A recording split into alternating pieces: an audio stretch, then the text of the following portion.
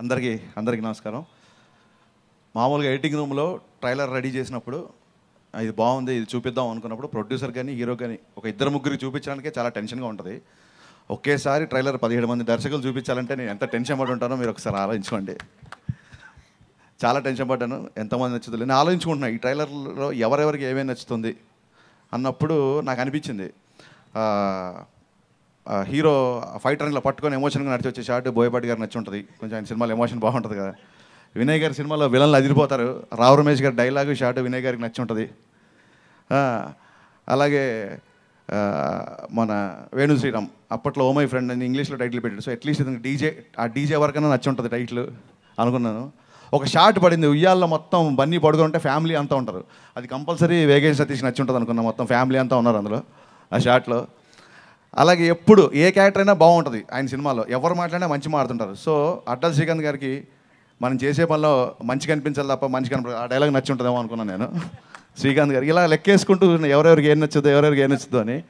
Vamsi stylish director కాబట్టి ఆ suit case పట్టుకొని హీరో నడిచి వచ్చే షాట్ డెఫినెట్గా వంశీకి నచ్చి ఉంటుంది అనుకుంటాను నేను బాగా. అండ్ మా దశరథ్ గారు family plus characterisation attitude. So డెఫినెట్గా హీరో యాటిట్యూడ్, ఆ డైలాగ్ పబ్బుల్లో వాయించే ఆ డైలాగ్ ఆయనకు నచ్చి ఉంటుంది అనుకున్నాను. ఎందుకంటే మిస్టర్ పర్ఫెక్ట్లో ఎదగాలంటే లొంగాలంటే ఆ డైలాగ్ నాకు చాలా ఇష్టం. సో డెఫినెట్గా నీకు ఆ డైలాగ్ నచ్చి ఉంటుంది అనుకుంటున్నా. బొమ్మరిల్లు భాస్కర్ గారికి హీరోయిన్తో ఉన్న సీన్ విపరీతంగా నచ్చేసి ఉంటాను. మీ సినిమాలో హీరోయిన్ లీడ్ చేస్తుంటారు, మేమేదో పాటలు తీసుకెళ్ళిపోతుంటాం హీరోయిన్ని. సో ఆ ఉన్న 2 హీరోయిన్ షాట్లు మీకు అంకితం, మీకు నచ్చింది అనుకుంటున్నాను నేను డెఫినెట్గా. ఇలా లెక్కేసుకుంటూ వెళ్తున్నాను. సో అనిల్ రావిపూడికి ఆ స్కిడ్ అయ్యి మళ్ళీ బన్నీ నిలిచిన షాట్ అదిరిపోయింది అన్నాడు. డెఫినెట్గా నాతో నువ్వు చెప్పేసావు తమ్ముడు ఓపెన్గా, కాబట్టి నీకు ఆ షాట్ నచ్చిందని. త్రీనాథ్ యాటిట్యూడ్ అనే సినిమాలు చేస్తాడు కాబట్టి హీరో యాటిట్యూడ్ ఓవరాల్గా ట్రైలర్లో నచ్చిందని ఒక పాజిటివ్గా ఉంది నాకు. నెక్స్ట్ వాసు వర్మ క్యాలిక్యులేషన్స్ చాలా బాగుంటాయి. స్క్రీన్ ప్లేలో డిస్కషన్ తనతో చేస్తుంటే ఏ క్యారెక్టర్ ఎప్పుడు రావాలి, ఎంత ఉండాలి, ఫిలిం ఫుటేజ్ ఏంటిది. సో ఆయనకి ట్రైలర్లో ఏం నచ్చిందో తెలియదు కానీ ఓవరాల్గా ట్రైలర్ లెంత్ 1.5 minutes నచ్చి ఉంటుంది అనుకుంటున్నాను నేను ఓవరాల్గా. భయ్యా ఇది కరెక్ట్ లెంత్లో ఉంటుంది అని అనుకుంటున్నాను నేను. సో ఉన్న దాంట్లో కాస్త కూస్త యూత్ఫుల్గా కట్ చేసాం అనుకుంటున్నాం కాబట్టి యూత్ఫుల్ సినిమాలు తీసిన మా కేరింత డైరెక్టర్ గారికి అది నచ్చి ఉంటుంది అనుకుంటున్నాను. సో అలాగే మా వాసు ఆయన గోదావరి అది ఇష్టం, 2-3 విజయవాడ షాట్లు గోదావరి షాట్లు అవి పట్టుకుంటే అది కూడా నచ్చుతుందేమో అనుకుంటున్నాను, గోదావరి జిల్లాడు కాబట్టి. ఇలా అందరు లెక్కేసుకుంటూ వస్తున్నాను. ఒకవేళ ఈ ట్రైలర్ మొత్తంలో అసలు ఏది ఒక్క షాట్ కూడా ఈయనకి నచ్చి ఉండదు అనుకున్న డైరెక్టర్ మటుకు శేఖర్ కమల్ గారు. నాకు అనిపించింది చెప్తున్నాను సార్. ఎందుకంటే ఇప్పుడు అందరూ హరీష్ అనుకున్నది మాడతాడని చెప్పేశారు. ఇప్పుడు నేను అనుకున్నది మాడకపోతే నా ఇమేజ్ ప్రాబ్లం వచ్చేస్తుంది. First of all thank you very much, thanks a lot. నిజంగా అనిల్ రావిపూడి చెప్పినట్టు ఒక వినాయక్ గారి విన్నింగ్ టీంలో మ్యాన్ ఆఫ్ ద మ్యాచ్ నేనే అన్న ఫీలింగ్ నాకు తెప్పించారు మీరు అందరూ వెళ్ళొచ్చు. మీ అందరికీ థ్యాంక్స్ అలాట్. నేను ఒకసారి చాగల్లో చెప్పాను, మనం ఏమైనా పని మొదలుపెట్టినప్పుడు ఏ ప్రాబ్లం రాకూడదు, ఏ ఆటంకం రాకూడదు అని చెప్పి వినాయకుడికి దండం పెడతాం. ఇండస్ట్రీలో నాకు ఏ ప్రాబ్లం వచ్చినా నేను వినయ్ గారి దగ్గరికి వెళ్తాను. వినయ్ గారు చాలామంది ఇక్కడ ఉన్న వాళ్ళ డైరెక్టర్లు చాలామంది ఆయన అసిస్టెంట్లు. ఎన్నిసార్లు నేను వినయ్ గారి దగ్గర పెట్టించమని ఒక వ్యక్తిని అడిగిన, వ్యక్తి ఇక్కడ లేడు, ఇవాళ మిస్ అయ్యాడు, కోనా వెంకట్ గారు. ఎన్నిసార్లు వినయ్ గారి దగ్గర అసిస్టెంట్గా జాయిన్ చేయండి అడిగి నాకు ఎప్పుడు కుదరలేదు. బట్ దేవుడి దేవలన ఆయన సహచర్యం, ఆయనతో చాలాసేపు గడిపెట్టాము, సినిమాల గురించి ఆయనతో డిస్కస్ చేసే అవకాశం నాకు లభించింది. గురుజీ మీ దగ్గర నేను పని చేయకపోయినా మీ సినిమాలకి మీకు నేను ఏకలవ్య శిష్యుడు అని చెప్పుకోవచ్చు. ఎందుకంటే మీరు నాకు ద్రోణాచార్యుడి కంటే గొప్ప, ఎందుకంటే మీరు వేలు అడగరు కాబట్టి. Thanks a lot. రాజుగారి గురించి చాలా చెప్పాలి, కొన్ని ఆడియో ఫంక్షన్ దాచుకుంటున్నా. ఎందుకంటే ఇక్కడ ఎంతైనా ఎక్కువైనా సరే ఆయన కట్ చేస్తాడు వచ్చి. సో ఇప్పుడు మా శిరీషాని గురించి చెప్తాను నేను.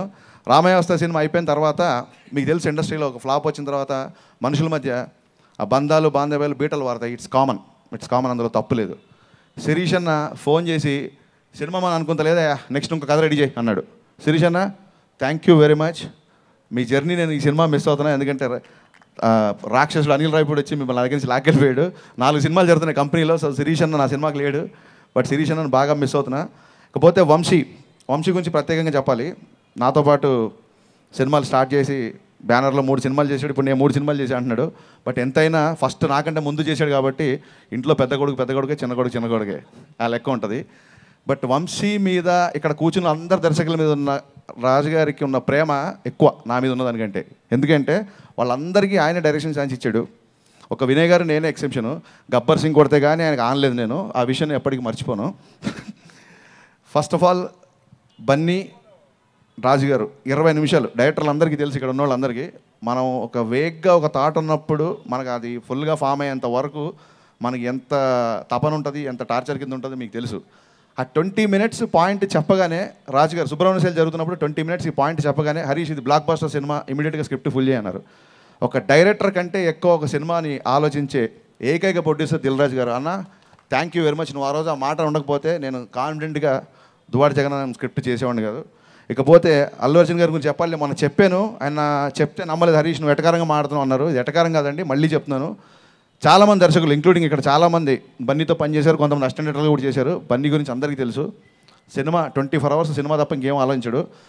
డైరెక్టర్లు అందరూ హీరోల దగ్గర నుంచి మేము రాబట్టుకున్నాం, మేము ఎంత కొంత చేసాం అంటారు. నేను కూడా ఈ సినిమాలు అదే చేశాను. ఇట్స్ కామన్, డైరెక్టర్ అనుకుంది హీరో నుంచి రాబట్టుకోవాలి. బట్ ఫస్ట్ టైం నా ఎక్స్పీరియన్స్లో బన్నీ తనకి ఏం కావాలో డైరెక్టర్ నుంచి రాబట్టుకున్నాడు.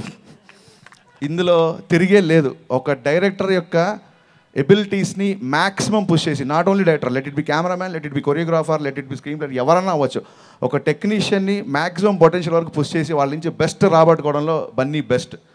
బన్నీ వల్ల ఈ స్క్రిప్ట్ చాలా చాలా చాలా బెటర్ అయింది. ఇది ఎటకారం కాదు, మనస్ఫూర్తిగా చెప్తున్నా. Thanks a lot Bunny. మిగతా విషయాలు ఆడియో ఫంక్షన్లో మాట్లాడుకుందాం. Thanks a lot once again.